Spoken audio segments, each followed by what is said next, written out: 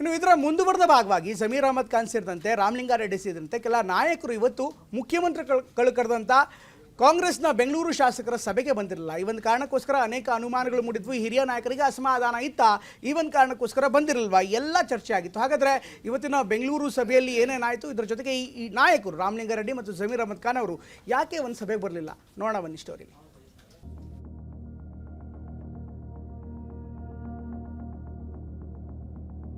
ಬೆಂಗಳೂರಿನಲ್ಲಿ ರಸ್ತೆ ಬದಿಯಲ್ಲಿ ಬಿದ್ದಿರತಕ್ಕಂತ ಕಸ ಆಗಲಿ, ಡೆಬ್ರಿಸ್ ಆಗಲಿ, ಮಣ್ಣು ಹುಡ್ಡೆಗಳಾಗಲಿ, ಇವೆಲ್ಲವನ್ನು ಕೂಡ ಕ್ಲೀನ್ ಅಪ್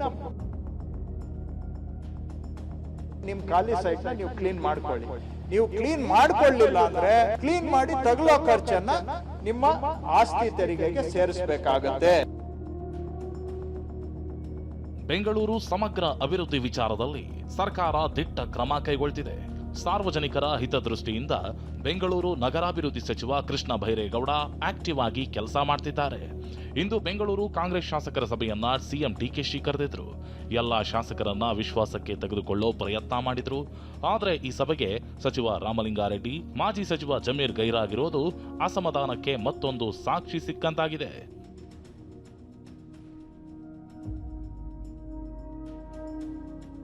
ಬೆಂಗಳೂರು ಕಾಂಗ್ರೆಸ್ ಶಾಸಕರ ಸಭೆಗೆ ಸಚಿವ ರಾಮಲಿಂಗಾರೆಡ್ಡಿ, ಜಮೀರ್ ಗೈರಾಗಿರೋದು ತುಂಬಾನೇ ಇಂಪಾರ್ಟೆಂಟ್ ವಿಷಯ ಆಗಿದೆ. ಇದರಲ್ಲಿ ಮುನಿಸು ವಿಚಾರ ಸಾಕಷ್ಟು ಚರ್ಚೆಗೆ ಕಾರಣ ಆಗಿದೆ. ರಾಮಲಿಂಗಾರೆಡ್ಡಿಗೆ ಖಾತೆ ವಿಚಾರದಲ್ಲಿ ಬೇಸರ ಇತ್ತು, ಆದರೆ ಸಂಧಾನದ ಬಳಿಕ ಸ್ವಲ್ಪ ಮಟ್ಟಿಗೆ ತಣ್ಣಗಾಗಿತ್ತು. ಇದೀಗ ಸಿಎಂ ಕರೆದ ಬೆಂಗಳೂರು ಕಾಂಗ್ರೆಸ್ ಶಾಸಕರ ಸಭೆಗೆ ಗೈರಾಗೋ ಮೂಲಕ ತಮ್ಮ ಮುನಿಸು ತಣ್ಣಗಾಗಿಲ್ಲ ಅನ್ನೋ ಪರೋಕ್ಷ ಸಂದೇಶವನ್ನ ರವಾನೆ ಮಾಡಿದಂತಿತ್ತು. ಇವತ್ತಿನ ಸಭೆಗೆ ರಾಮಲಿಂಗಾರೆಡ್ಡಿ, ಜಮೀರ್ ಹಾಜರಾಗಬೇಕಿತ್ತು. ಬೆಂಗಳೂರು ಅಭಿವೃದ್ಧಿ ವಿಚಾರದಲ್ಲಿ ಇವರು ಚರ್ಚೆ ಮಾಡಬೇಕಿತ್ತು. ಆದರೆ ರಾಮಲಿಂಗಾರೆಡ್ಡಿ ಹಾಜರಾಗದೆ ದೂರ ಉಳಿದಿದ್ದಾರೆ. ಇನ್ನುಳಿದಂತೆ ಬೆಂಗಳೂರು ನಗರಾಭಿವೃದ್ಧಿ ಸಚಿವ ಕೃಷ್ಣ ಬೈರೇಗೌಡ, ದಿನೇಶ್ ಗುಂಡೂರಾವ್, ಎನ್ಎ ಹ್ಯಾರಿಸ್, ಕೆಪಿಸಿಸಿ ಅಧ್ಯಕ್ಷ BK Hariprasad, AC Srinivas, Anekal Shivanna, ST Somashekar ಸೇರಿದಂತೆ ಹಲವರು ಭಾಗಿಯಾದರು. ಇಂದು ಬೆಳಗ್ಗೆಯಷ್ಟೇ ಸಿಎಂ ಡಿಕೆಶಿ ರಾಮಲಿಂಗಾರೆಡ್ಡಿ ಮುಖಾಮುಖಿಯಾಗಿದ್ರು. ಈ ವೇಳೆ ಸಭೆಗೆ ಹಾಜರಾಗುವಂತೆ ಸಿಎಂ ಡಿಕೆಶಿ ಸೂಚನೆ ಕೊಟ್ಟಿದ್ರು.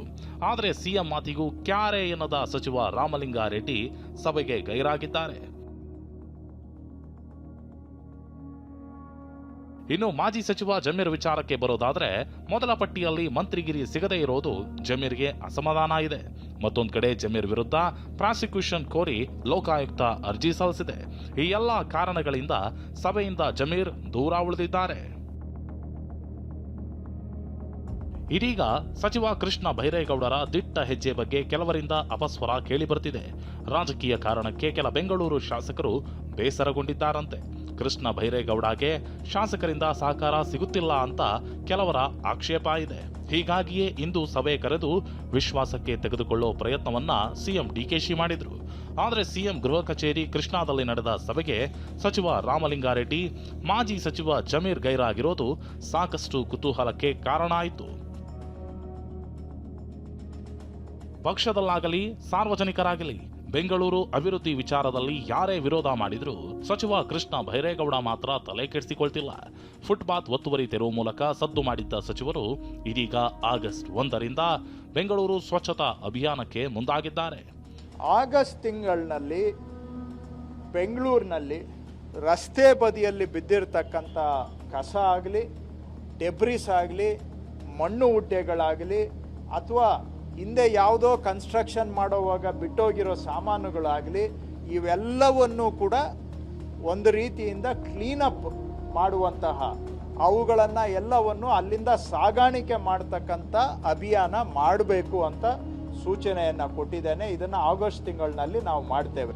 ಒಂದು ವೇಳೆ ಆಗಸ್ಟ್ 15ರ ಒಳಗೆ ಕ್ಲೀನ್ ಮಾಡದಿದ್ರೆ ನಾವೇ ಮಾಡ್ತೀವಿ, ಅದರ ಖರ್ಚನ್ನ ಮಾಲೀಕರ ಬಳಿ ವಸೂಲಿ ಮಾಡ್ತೀವಿ ಅಂತ ಸಚಿವ ಕೃಷ್ಣ ಬೈರೇಗೌಡ ಎಚ್ಚರಿಕೆ ಕೊಟ್ಟಿದ್ದಾರೆ. ದಯವಿಟ್ಟು ಒಂದು ತಿಂಗಳು ಟೈಮ್ ಕೊಡ್ತಾ ಇದ್ದೀವಿ. ಆಗಸ್ಟ್ 15ನೇ ತಾರೀಕುವರೆಗೆ ನಿಮ್ಮ ಖಾಲಿ ಸೈಟ್ನ ನೀವು ಕ್ಲೀನ್ ಮಾಡ್ಕೊಳ್ಳಿ.